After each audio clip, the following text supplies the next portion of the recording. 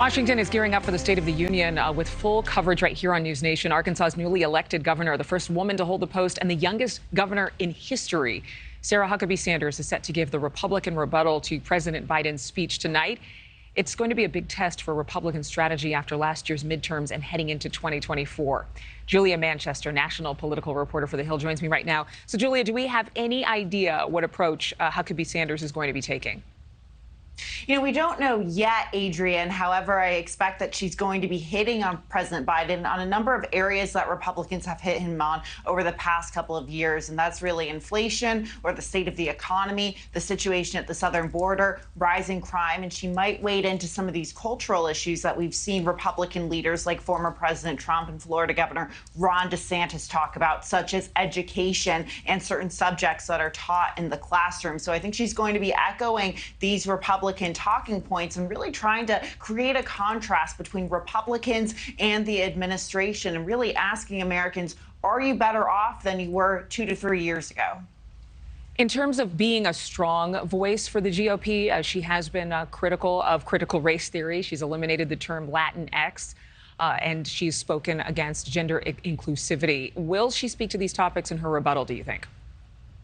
I think it's very possible because, like I said before, you see a lot of Republican leaders like Ron DeSantis, former President Trump, Virginia Governor Glenn Youngkin, for example, all wading into this issue of a culture war. And this is something that plays really well with the Republican base. And, if messaged properly, it could bring over some independent voters or maybe sway some independent voters or more moderate voters, because essentially the gist of what conservatives and Republicans are saying is that parents no longer have control over what is happening in the classroom, and they want to give that back to parents. So they do it through this anti-wokeness campaign, if you will, that you see so many Republicans talking about. And you've seen Sarah Huckabee Sanders and other leaders take it a step forward. So, for example, with her, she's gotten rid of the term Latinx. She's trying to get rid of political correctness, if you will, or push back against this idea of political correctness, something that, like I said, plays very well with the GOP base.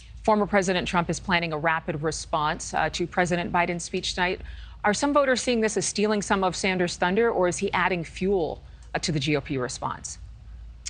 I think he's adding fuel to the GOP response, and he very much wants to keep his position as essentially an incumbent against against current President Joe Biden. Because remember, we do know that while President Trump is a former president, he's still looking to challenge Biden, assuming Biden runs in 2024. So he's trying to create this, sort of incumbent versus incumbent dynamic here, and part of that has to do with the rapid response. And he wants to create a contrast between himself and Biden by comparing their administration. So I'm assuming that while he'll very much talk about those cultural issues, he's also going to talk about the state of the economy and ask that very key question: are you better off than you were during my administration before the Biden administration? He's going to zero in on economics. Now, whether that will work, we'll have to see, because we do know that under the Biden administration, there has been very strong job growth. But at the same time, there are still fears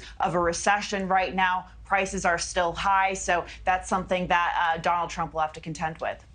Thank you, Julia. We appreciate you joining us as always. Thank you for watching. Go to newsnationnow.com to find NewsNation on your television provider. And don't forget to click the red subscribe button below to get more of NewsNation's fact-driven, unbiased coverage.